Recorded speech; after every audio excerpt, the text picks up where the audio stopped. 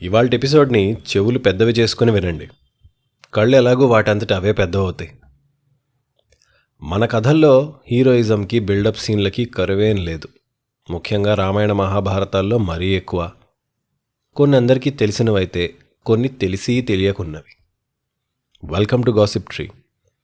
వ్యాస మహాభారతం ఆధారంగా చెప్పుకుంటున్న అరణ్యపర్వ కథలోకి స్వాగతం. ఘోషయాత్ర ఎపిసోడ్ని వింటున్నాం.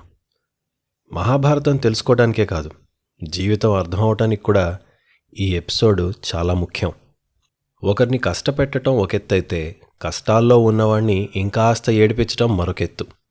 సాధారణంగా దుర్యోధనుడు చెడ్డవాడు అంటాం. తరువాత వరుసలో శకుని వస్తాడు, దుశ్శాసనుడు వస్తాడు. క్షమించాలి, కానీ కర్ణుడు భలే తప్పించేసుకున్నాడు. మళ్ళీ మళ్ళీ చెప్తున్నాను అనుకోకండి. నిజాన్ని ఇన్నిసార్లు చెప్పాల్సి రావటానికి నిజంగా బాధపడుతున్నా నేను. కర్ణుడు శకును కలిసి ఘోషయాత్రకి తేవటం విన్నారు. అక్కడ గంధర్వులు అడ్డుపడగా యుద్ధం కోరి నెత్తిన తెచ్చుకున్నారు. అందులో ఓడిపోయి కర్ణుడు పారిపోతే దుర్యోధనుణ్ణి కట్టేసి తీసుకుపోవటం దగ్గర ఇంతకు ముందు ఎపిసోడ్ ఆపాం. ఒకవేళ మీరు వినకపోతే ఈ పైనొచ్చిన లింక్లో కానీ, ఈ వీడియో చివర పెట్టే లింక్లో కానీ ఖచ్చితంగా వినండి. పెద్ద పెద్ద భేరీలు మోగిస్తూ గంధర్వులు దుర్యోధనుణ్ణి కట్టేసి కౌరవ సైన్యం ముందే ఈడ్చుకుని లాక్కుని ఒక బందీగా తీసుకెళ్తున్నారు. కిరీటం లేకుండా ఎన్నడూ కనబడిన ఆ సుయోధనుడు నేడు మట్టి కొట్టిన జుట్టుతో అలా వెళ్తున్నాడు. అయినా సరే పారిపోయిన కర్ణుడు ఎక్కడా లేడు. శకుని దుశ్శాసనుల పీకల మీద కత్తిపెట్టున్నారు. మిగతా కురు సోదరులందరూ కూడా బందీలై ఉన్నారు. సైన్యం కదిలే ధైర్యం చేయట్లేదు. గంధర్వుల వైపు నుండి ఉన్న ఉత్సాహంలో 100వ వంతు కురు సైన్యం వైపు లేదు. శూన్యంలోకి చూస్తూ అసలు ఏం చేయాలో తెలియని పరిస్థితి. మీరు దుర్యోధనుడు మాత్రమే అనుకోకండి. కర్ణుడు ఎంత వెధవో చూడండి. గొడవకి తీసుకెళ్ళి పారిపోయాడు, భయమేసి పారిపోయాడు. మరి నమ్ముకుని వచ్చిన మిత్రుని పరిస్థితి ఏమో, వాడికేం తెలుసు. ఇదే అనుకున్నారా? ముందుకెళ్ళకి ఇంకా చాలా ఉంటాయి. అలా దుర్యోధనుణ్ణి తీసుకెళ్ళి రథంలో పడేసి వాళ్ళు వెళ్ళిపోతున్నారు గంధర్వులు. కురు సైన్యానికి అప్పుడు ఒక ఆలోచన తట్టింది. పరుగు పరుగున వెళ్ళి ఆ సరస్సుకి అటువైపు అటుమూలగా యజ్ఞం చేస్తున్న పాండవుల దగ్గర చేరారు. రొప్పుతూ అలిసి దెబ్బలతో ఉన్న వారిని చూశారు పాండవులు. భీముడు అడిగాడు, ఏమైంది, ఎందుకిలా వచ్చారు? వాళ్ళు ఒక్కొక్కళ్ళు తడబడుతూ, అయ్యా, మీ సోదరుడు హస్తినాపుర యువరాజు దుర్యోధనుణ్ణి గంధర్వులు బంధించి తీసుకుని వెళ్ళిపోయారు. వారితో యుద్ధం చేయడానికి పూనుకున్న కర్ణుడు కనిపించట్లేదు. అంతమంది గంధర్వులు అతని రథాన్ని చుట్టుముట్టాక అతను యుద్ధం నుండి విరమించిన సూచనలున్నాయి. గంధర్వులకున్న కోపావేశానికి దుర్యోధనుల వారిని ఏదన్నా చేయొచ్చు. సమస్త హస్తినాపుర సింహాసనం ఆ గంధర్వుల గుప్పెట్లో ఉంది. ఇప్పుడు పెద్దవారు, ఉన్నతులు, మీరే తలుచుకుంటే వారిని విడిపించచ్చు అని మోకాళ్లపై పడి వేడుకున్నారు. ఆ సైన్యం చూడండి, వాళ్ళు బ్రతిమలాడుకున్నారు. విన్నాడు భీముడు. విని పెద్దగా నవ్వాడు. బాగు బాగు, కాగల కార్యము గంధర్వులు తీర్చెను. ఆ నీచుడు అసలు ఇక్కడికి ఎందుకొచ్చాడో నేను చెప్పనా? వాడి డాంబికం మేం చూడాలని, చూసి ఏడవాలని. వచ్చినవాడు వచ్చి హాయిగా వెళ్లకుండా గంధర్వులతో పోరుకు దిగాడు. ఇది జరగాల్సిందే. అందరూ మా అన్నగారిలాగా శాంతమూర్తులుండరుగా మరి అని వ్యంగ్యంగా అంటూ, మీ ప్రాణాలు కాపాడుకోండి, మీరందరూ గాయపడ్డారు. ఆ మూర్ఖుడి కోసం మీరు కష్టాలు తెచ్చుకోకండి. చూడండి, రాజ్యానికి ఉపయోగపడే యుద్ధాలలో ప్రభువుల కోసం ప్రాణాలు ఇవ్వటం మీకు కీర్తి, కానీ ఒళ్ళు కొవ్వెక్కి దారైపోయే గొడవలు నెత్తికి తెచ్చుకున్న నీచుడి కింద ఇలాంటి వద్దు అలా అంటున్నాడు. అలా అంటుండగానే వెనక నుండి గంభీరంగా ఒక స్వరం, వృకోదరా చాలు. ధర్మరాజు యాగదీక్ష నుండి బయటికి రాలేక ఆ భటుల్ని కొంతమందిని ముందుకు రమ్మన్నాడు. వారు ఆయన దగ్గరికి వెళ్ళి మళ్ళీ చెప్పుకున్నారు. ఇక్కడ మరో పక్క రథంలో పడి ఉన్న దుర్యోధనుడు అనుకుంటున్నట్ట, ఇలాంటి దీనస్థితికి నేను ఎలా వచ్చాను? ఇంత దిక్కులేని పరిస్థితుల్లో ఎలా పడ్డాను? అటుకున్న యుధిష్ఠిరుడు నన్ను చూస్తే బాగుండు. భీమార్జునులని, కవలు సోదరులని, నకుల సహదేవుల్ని నాకు సాయం పంపితే బాగుండు. అతను తప్ప మరో దేవుడైనా నాకు ఈ సమయాన తోడు రాడు. లేకపోతే ఇవాళ నాది ఆఖరి శ్వాస అని అనుకున్నాడు. ఎలాగన్నా ధర్మజుడి చూపిటు పడితే బాగుండు అని దీనంగా అనుకుంటున్నాడు. ఎవరు? దుర్యోధనుడు. నేనిందులో ఒక్క అక్షరం సొంత వాక్యం లేదు. అవసరానికి అన్నదమ్ములు, తీరిపోయాక ఛీ, ఇంకా చెప్తున్నా, వీడు బెటరు, ముందుకెళ్ళాక కర్ణుడి గురించి చూద్దురు గాని. అక్కడ ధర్మరాజు ఆయన భటులు వచ్చి చెప్పారు కదా, అవన్నీ విని పాండవుల్ని పిలిచి అన్నాడు. అంటే కమర్షియల్గా ఎంత బిల్డప్ సీన్ చూడండి. అక్కడ దుర్యోధనుడు అబ్బా నన్ను వీడు కాపాడితే బాగుండు అని శత్రువు గురించి అనుకుంటున్నాడు. ఇక్కడ సైనికులు వెళ్ళి అయ్యా అయ్యా కాపాడండి అయ్యా అంటున్నారు. అప్పుడు పిలిచాడు. పిలిచి, సోదరులారా, మీ మనసులో ఏమనుకుంటున్నారో నేను ఊహించగలను. మనలో మనకి గొడవలు ఎన్నున్నా అందరం మన తాత తండ్రుల రక్షణలో వర్ధిల్లుతున్న హస్తినకి, కురు సామ్రాజ్యానికి పుత్రులం. రేపొద్దున కౌరవులు ఓడారు, దుర్యోధనుడు ఓడాడు అని మాత్రమే రాయరు. కురువంశం ఓడింది. భీష్మ పితామహుడితో సహా ఆ అవమానం అందరం మొయ్యాలి. అది మనకి తగదు. బయటవారు వస్తే మనం 105 మంది. గుర్తుపెట్టుకోండి. నేను దీక్షలో లేకుంటే నేనే కదిలి వెళ్ళేవాణ్ణి. నా ఆజ్ఞగా వినండి. వెళ్ళి దుర్యోధనుణ్ణి కాపాడి తేండి అని చెప్పేశాడు పెద్దాయన. భీముడు వెంటనే అడ్డుపడ్డాడు. అన్నయ్య, ఎందుకిది? ఇది మంచితనం కాదు. దీనికి వేరే పేరేదన్నా పెట్టాలి. అసలు మీరు చేయాల్సింది చేయరు, మరొకరు చేస్తే చేయనివ్వరు. ఇలా అయితే అంటూ ఇంక మొదలెట్టాడు. కానీ అర్జునుడు ముందుకొచ్చాడు. ముందుకొచ్చి భీముడు భుజం మీద చెయ్యేసి ఆపాడు. భీమన్న దగ్గరికి పిలిచాడు. పెద్దాయన మాట ఇచ్చేశాడు. కురు సైన్యం చూస్తోంది. దుర్యోధనుణ్ణి కాదు, సైన్యాన్ని చూడొకసారి. మనని నమ్మి దీనులై రక్షించమని అడుగుతున్నారు. శరణు కోరి ఉన్నారు, రక్షించాలి మనం అని చెప్పి ధర్మజుడి వైపు తిరిగి, రాజా ఇప్పుడే వెళ్తామన్నాడు అర్జునుడు. ఇంకా అర్జునుడు చెప్పాకేముంది, భీముడు సరే ఓకే పదరా అని. అదేంటంటే అర్జునుడి ఔచిత్యం మీరు ఇక్కడ చూడాలి. ముందు ఇక్కడ కూడా కురు సైన్యం ముందు ధర్మజుడి మాటకి భీముడు విలువివ్వాలి. ఇవ్వకపోతే మరి ధర్మజుడి పరువేమవుతుంది, ధర్మరాజుది. అది మర్యాద తెలియటం. ఎమోషనల్ అయిపోలేదు. ఎక్కడ ఎలా మాట్లాడాలో ఆ మాట అలా ఉండాలి. కదిలారు. పాండవులు నలుగురూ కదిలారు. కురు సైన్యం వెంట వెళ్ళారు. వీరులు లేక ఒంటరిగా ఉన్న రథాలను చూశారు. అందులో శస్త్రాలున్నాయి. వారి వారి ధనస్సుల్ని చేతబట్టి కౌరవసేన రథాలని పాండవులు ఎక్కారు. సారథుల భుజం తట్టి పదండి అంటూ ఉత్సాహపరిచారు. ఒక్కసారి కౌరవ సైన్యం మొత్తం కేరింతలు మొదలుపెట్టారు. జయ జయధ్వనులు పలికారు. ఆ గంధర్వులు అప్పటికే ఆకాశ మార్గం తీసుకునేందుకు ఇక సిద్ధపడుతున్నారు. దుర్యోధనుడు నిరాశతో నీరసంతో ఇక నా పని అయిపోయినట్టే అనుకున్నాడు. పాండవులు తమ తమ శంఖాలు పూరించారు. ఒక్కసారి భూమి ఆకాశాలు ఏకమయ్యాయి. దుర్యోధనుడు ఉలిక్కిపడ్డాడు. వెంటనే అర్జునుడి దేవదత్తాన్ని గుర్తించాడు. ఆ సౌండ్ మావాడిదే, ఆ సౌండ్ అది అర్జునుడిదే. అన్ని శంఖాలు అవి పాండవులవే అని చాలా కష్టపడి లేచి చూశాడు. పైకెక్కి చూశాడు. రథంలో పడిపోయి ఉన్నాడు. లేచి చూశాడు. దూరం నుండి కురు సైన్యం వెనక రాగా 4 రథాలు గాలిలో పరిగెడుతున్నట్టు పరిగెట్టుకుంటూ ముందుకొస్తున్నాయి. గంధర్వులు చూసి ఆశ్చర్యపోయారు. ఇప్పుడే చిత్తు చేశాం కదా, అప్పుడే మళ్ళీ వచ్చే ధైర్యం ఎవరికుందా అనుకున్నారు. వెనక్కి తిరిగారు. గంధర్వులకి పాండవులకి యుద్ధం మొదలైంది. నిజానికి వారికి వీరు పాండవులని తెలియదు కదా. వాళ్ళు కౌరవుల రథంలో వచ్చారు. అర్జునుడు యుద్ధానికి ముందే హెచ్చరించాడు. మా సోదరుణ్ణి వదిలేయండి, ఇక్కడి నుండి వెళ్ళిపోండి. వాళ్ళు నవ్వారు. పోరా, యుద్ధానికి చేయడానికి వస్తావు, చేస్తే చేయ లేకపోతే లేదు, అయిపోయింది మీ పని అన్నట్టు యుద్ధం మొదలైంది. సంకుల సమరం. నకుల సహదేవులు చిరుతపులుల్లా మీదపడి యుద్ధం చేయగా భీముడు గదతో ధనస్సుతో ఆవేశంగా యుద్ధం చేశాడు. అందరి మధ్యలో సవ్యసాచి గురి తప్పకుండా పదుల కొద్దీ బాణాలని వదులుతూ ముందుకి సోదరులని నడుపుతూ దూసుకొస్తున్నాడు.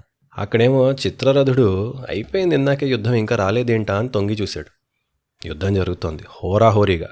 అదేంటి ఇంకా యుద్ధం అయిపోయింది కదా ఇందాక అని కోపం తెచ్చుకుని తన దగ్గరున్న మేటి వీరుల్ని పంపి, అరే అస్త్రప్రయోగం చేయండి, చేసి వారిని వధించి ఆ దుర్యోధనుడిని తీసుకురండి అన్నారు. కర్ణుడి రథాన్ని ఎలాగైతే నుగ్గు చేశారో అర్జునుడి రథాన్ని కూడా అలాగే చేయాలని గంధర్వులు మీద పడ్డారు. వెంటనే అర్జునుడు ఆగ్నేయాస్త్రాన్ని తలుచుకుని వదిలాడు. వేసి 2 చేతులతో బాణాల్ని సంధిస్తూ చేతులని కాళ్ళని తెంపుతూ వంకర టింకరగా రథాన్ని పోనీయమని యుద్ధం చేశాడు. చిత్రరథుడు కూడా ఇది చూసి యుద్ధానికి దిగాడు. అర్జునుడిపై వివిధాస్త్రాలని శక్తుల్ని వేశాడు. అర్జునుడు ఎలాంటి జంకు లేకుండా లెక్కకి లెక్కగా వాడెలాంటి అస్త్రాలు వేస్తే తిను అలాంటి అస్త్రాలు వేస్తూ విరుగుడు చేశాడు. ముందుకి వెళ్ళిపోయాడు. కౌరవ్యుడా అని అరిచాడు ఇంక చిత్రరథుడు. నీవెవరు? ఇంత గొప్ప యుద్ధం చేస్తున్నావు? ఇందాక లేవే. ఈ దుర్మార్గుడు పాండవులను అవమానించడానికి అడవులకి వచ్చాడు. వచ్చినవాడు ఉండక కేవలం వారికి బాధ కలిగేలా చేయటానికి ఈ విందు వినోదం ఏర్పాటు చేసుకున్నాడు. నేను ఇంద్రుడి పంపితే వచ్చా. ఇది నా కర్తవ్యం. ఆయన నా ప్రభువు కనుక తన కొడుకు అర్జునుడి కష్టాన్ని ఎగతాళి చేస్తున్న ఇతన్ని తెమ్మని ఆజ్ఞ. తప్పుకోమన్నాడు. అర్జునుడు వెంటనే, గంధర్వ చిత్రసేన, నేనే అర్జునుణ్ణి. నా అన్న ధర్మరాజు ఆజ్ఞ మేరకు ఈ నా సోదరుడు దుర్యోధనుణ్ణి కాపాడి తీసుకెళ్లేందుకు వచ్చా. నీవు నా తండ్రి పంపితే నా కోసమే వచ్చావు. ఇక చాలన్నాడు. గంధర్వుడు ఆశ్చర్యపోయాడు. ఇంత గొప్ప యుద్ధం నువ్వు వీడి కోసమా చేసావు? నాకేం అర్థం కావట్లేదే. ఈ నీచుడిని ఇంద్రుడి వద్దకి తీసుకెళ్ళాలి. ఇతనికి శిక్ష పడాలి. నీవర్జునుడివైనా సరే నేను ఇంద్రుడి మాట వింటాను. అర్జునుడు వినయంగా మళ్ళీ చెప్పాడు. అయితే చిత్రసేన, నీ అస్త్ర పరంపరకి నా అస్త్ర పరంపర సమాధానంగా ఇద్దరం యుద్ధం చేసుకుంటాం. సైన్యాన్ని గాయపరుచుకుంటాం. దాని తర్వాత ఎవరు గెలిస్తే దాన్ని బట్టి చేద్దాం. సరే, యుద్ధం చేద్దాం అన్నాడు. నీవు తప్పదంటే యుద్ధం చేద్దాం. మమ్ము దాటే తీసుకెళ్ళు. మేమైతే ఉంటాం అన్నాడు. ఆశ్చర్యపోయాడు. అర్జునుడు అక్కడ ఆల్రెడీ ఒక అస్త్రాన్ని సంధించి రెడీగా పెట్టుంచాడు. ఆకాశంలో నిలిచి ఉన్న చిత్రసేనుడు చూసి అప్పటికే గాయపడి భయంతో ఉన్న గంధర్వ సైన్యాన్ని చూశాడు. ఉత్సాహంతో తేజస్సుతో పొంగిపోయి ఉన్న పాండవులందరినీ చూశాడు. చేసేది లేక అర్జునుడికి నమస్కరించి ఇంద్రుణ్ణి మనసులో తలుచుకొని దుర్యోధనుడిని అక్కడే వదిలేసి వెళ్ళిపోవడానికి డిసైడ్ అయ్యాడు. దుర్యోధనుడు అమ్మయ అనుకున్నాడు. అతి కష్టం మీద రథం నుండి దిగి నిలబడ్డాడు. ఇదని కట్టిన కట్లని విప్పండి అని చెప్పాడు ఇది చిత్రసేనుడు. విప్పి ఆ దుర్యోధనుడిని తెచ్చి ధర్మరాజున్న చోట నిలిపారు. చిత్రసేనుడు యుధిష్ఠిరుణ్ణి కీర్తిస్తూ, ధర్మనందన, నీ గురించి ఇంద్రుడు చెప్తే విన్నాను, నేడు చూశాను. నిజానికి నాకున్న కోపం కన్నా ఇంద్రుడికున్న కోపం కన్నా మీకుండాలయ్యా వీళ్ళ మీద కోపం. కానీ అలా ఏం లేకుండా నీ సోదరుణ్ణి కాపాడమని నువ్వే నీ తమ్ముడని మాతో యుద్ధానికి పంపావు. ఇంతటి ధర్మం ఉన్న నిన్ను, ఇంతటి పరాక్రమం ఉన్న నీ సోదరుల్ని వీడు మూర్ఖుడు, శత్రువుగా అనుకుంటున్నాడు. ఈ వెర్రివాడి మూర్ఖత్వం ఇది అని చెప్పేసి ఆ దుర్యోధనుడి కట్లు తీసి అవన్నీ తీసి వదిలి వెళ్ళిపోయారు. దుర్యోధనుడు చేతులు జోడించి పాండవులకి నమస్కరించి తలదించుకొని నిలబడ్డాడు. భీముడు ఎర్రటి కళ్ళతో చూస్తున్నాడు కానీ ఏమనట్లా.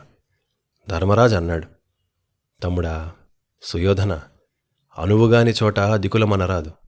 మన శక్తియుక్తుల్ని తెలుసుకుని అనవసరమైన తగువులకి పోకుండా ఉండటమే అతి గొప్ప నీతి.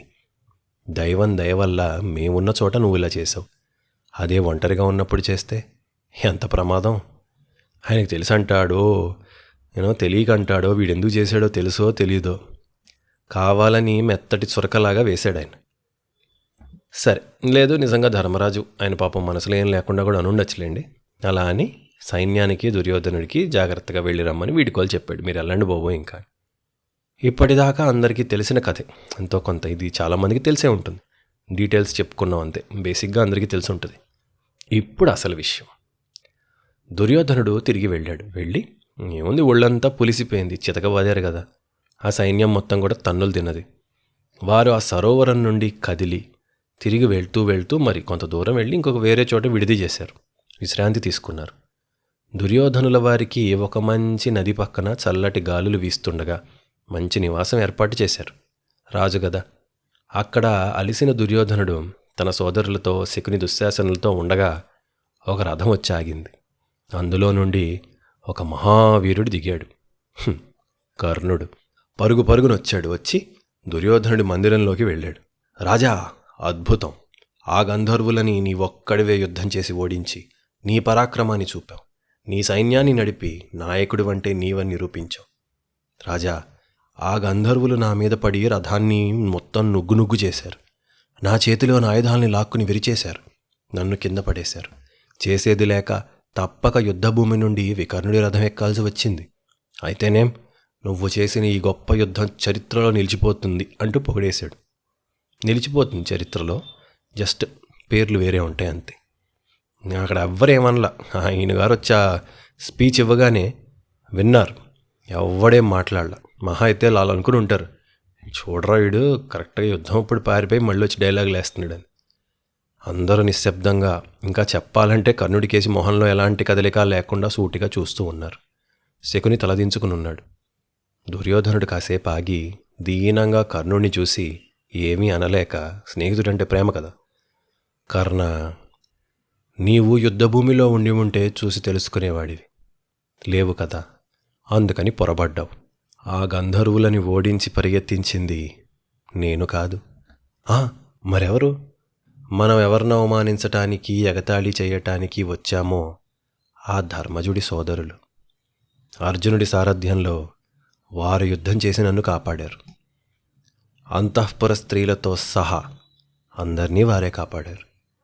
ఆ చిత్రసేనుడు నిజానికి ఇంద్రుడి పనుపున వచ్చాడట. మన రథాలను ఎక్కి అర్జునుడు, భీముడు యుద్ధం చేస్తుంటే, నకుల సహదేవులు విరుచుకుపడుతుంటే తెలియక గంధర్వులు మనవారనుకుని ముందు ఎదురిచ్చారు. వారి రథాలని కూడా నీ రథాన్ని విరిచినట్టే చూశారు. కానీ పాండవులు తప్పించుకున్నారు. వాళ్ల శక్తి ముందు గంధర్వులు నిలవలేకపోయారు. అంటే ఇంతకంటే క్లియర్ కంపారిజన్ ఏముంది కర్ణార్జునులకి? చిత్రసేనుడు కేవలం అర్జునుడి మాటకి యుద్ధాన్ని విరమించి నన్ను విడిచిపెట్టాడు.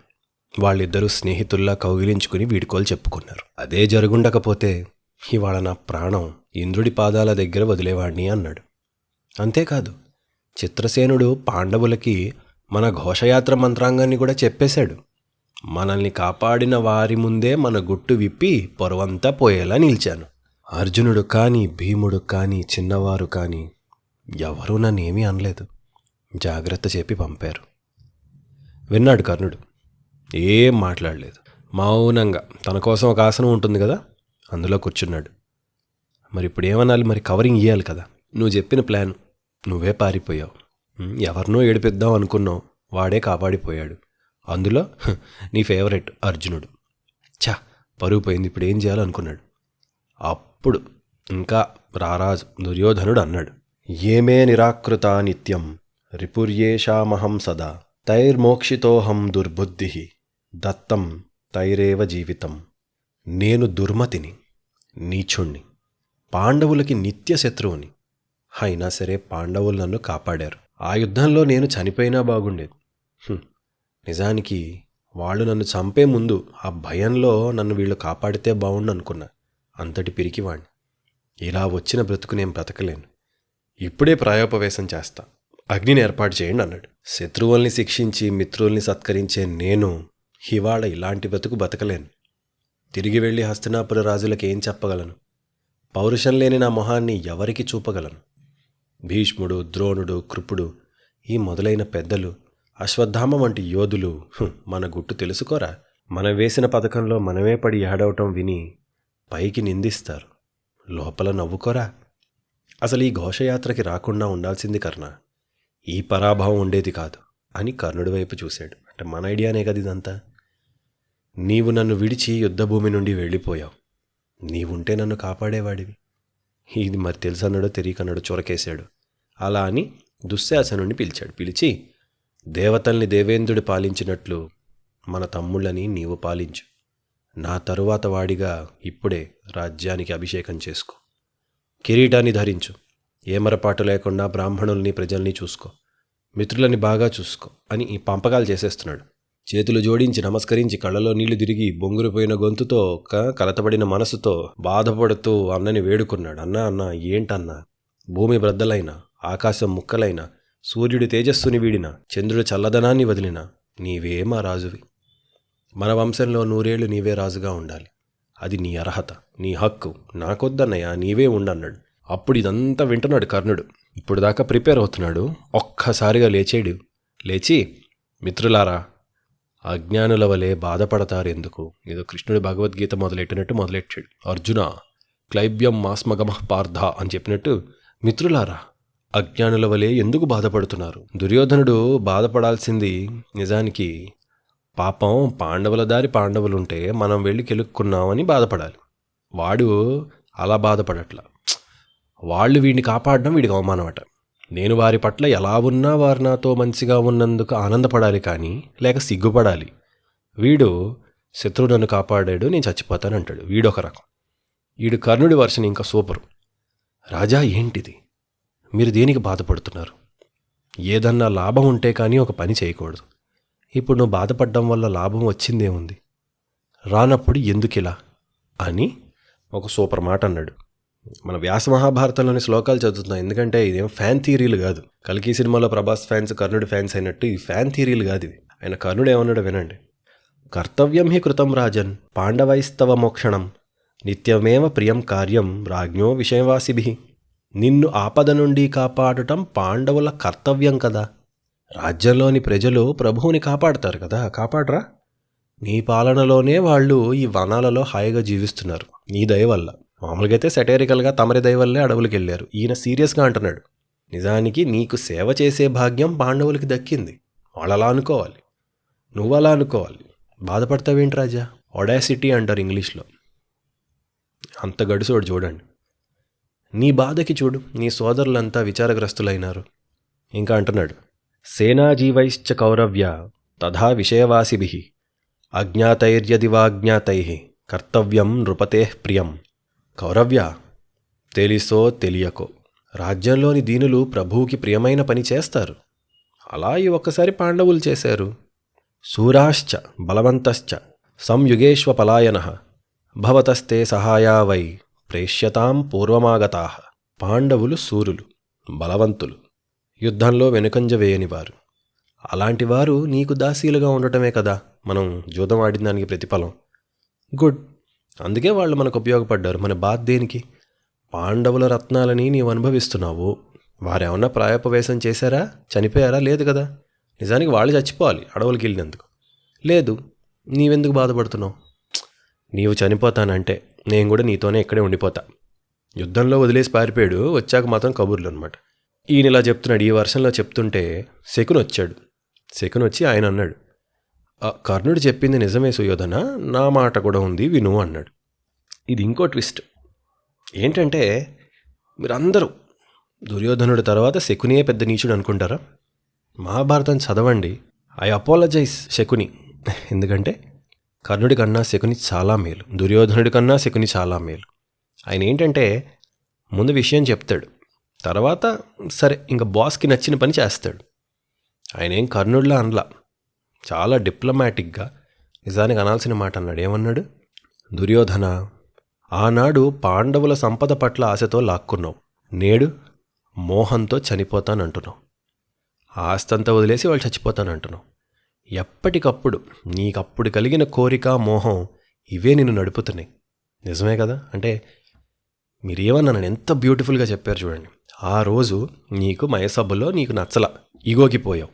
ఈగోకి పోయి జూదం ఆడావు, లాక్కున్నావు. అప్పుడు నీ కక్కుర్తి నిన్ను కంట్రోల్ చేసింది. ఇప్పుడు ఒక అవమానం జరిగి చచ్చిపోతానంటున్నావు. ఇంత వీక్ మైండ్ నువ్వు. త్వమల్పబుద్ధ్యా నృపతే ప్రాణామత్ స్పృష్టుమర్హసి అధవాప్యవగచ్చామి నవృద్ధా సేవతా స్వయా. నీవు మందమతివనుకుంటా, పెద్దలని సరిగా సేవించలేదు, అందుకే ఇలా ఉన్నావు అన్నాడు. ఇదేంటి అలా అనేశాడు? ఆనందాన్ని కానీ దుఃఖాన్ని కానీ అదుపులో ఉంచుకొని నియంత్రించుకోలేని వాడు సంపదలు ఉన్నా లేకున్నా ఏదో రకంగా మనసులో శాంతి లేకుండా ఉంటాడు దుర్యోధన అన్నాడు. శకుని మాట్లాడే మాటలు నిజానికి రాసిపెట్టుకోవాలి, మంచి మాటలవి. చూడండి ఈయన ఎంత సరిగ్గా మాట్లాడుతున్నాడు. రాజుని పొగడట్ల, తిట్టట్ల, మంచి చెప్తున్నాడు. ఇది మంత్రాంగం, ఇది నిజమైన మినిస్టర్ పని. కర్ణుడిలాగా సర్లే వాడొక వేస్ట్ ఫెలో. సారీ, కర్ణుడి ఫ్యాన్స్ హర్ట్ అయితే నేనేం చేయలేను. భారతం చదవండి, భారతం మాట్లాడుతోంది. ఊరికనే సినిమాలు అవి చూసి కష్టం, మనం నేర్చుకునేది ఏమి ఉండదు. You are taking the wrong examples. నిజం తెలిసినాక నిజంగా విచక్షణ ఉన్న వాళ్ళైతే బాధపడతారు. అప్పుడు కూడా బాధపడిన వాళ్ళు సరే హ్యాపీగా ఉండండి. అప్పుడు శకుని అద్దరగొట్టే మాట ఒకటి అన్నాడు. ఇంకోటి ఏంటి? సత్కృతస్య హితే శోకః విపరీతే కథం భవేత్ మాకృతం శోభనం పార్థైః శోకమాలంబ్య నాశయ. ఎంత బ్యూటిఫుల్గా అన్నాడంటే కొట్టినట్టు, చెప్పుతో కొట్టినట్టు. పాండవులు నిన్ను ఆదరిస్తేనే ఇంత కుమిలిపోతున్నావు, వాళ్ళక్కడ తిరస్కరిస్తే ఏమైపోయేవాడివి? మనలాగా వారు చేసుంటే నువ్వు అసలు బతికేవాడివి కాదు కదా. ఇప్పుడు బతికొచ్చావు కాబట్టి డైలాగులు వేస్తున్నావు. వాళ్ళు సరే చంపేసుకోండి మాకు అనవసరం అంటే. అందాక మరి రథంలో అడుక్కున్నాడు కదా, అమ్మా ధర్మరాజు వచ్చి కాపాడితే బాగుండు, అర్జునుడు వచ్చి కాపాడితే అనుకున్నాడా వీడే? కాపాడినాకేంటి బిల్డప్? మనకి ఏంటంటే కష్టాల్లో ఉన్నప్పుడు ఒరిజినాలిటీ బయటకు వచ్చేస్తుంది, పక్కకు వచ్చాక ఇదిగో ఈ వేషాలు. వాళ్ళు నీకు ఇచ్చిన మర్యాదకి ఏడవకు, సంతోషించు అన్నాడు. ఎంత మంచి మాట. ప్రసీదమా త్యజాత్మానం తుష్టశ్చ సుకృతం స్మర ప్రయచ్ఛ రాజ్యం పార్థానాం యశో ధర్మమవాప్నుహి. ప్రసన్నుడివికా, హాయిగుండు, ఇప్పటి నుంచి నేషా లేకింకా, హ్యాపీగుండు, వాళ్ళ సాయం తలుచుకుని హాయిగుండు, ఫీల్ గుడ్. నువ్వు ఇంత చేసినా వాళ్ళు ఇంకా నీకు సాయం చేశారు, ఇట్స్ అ గుడ్ థింగ్.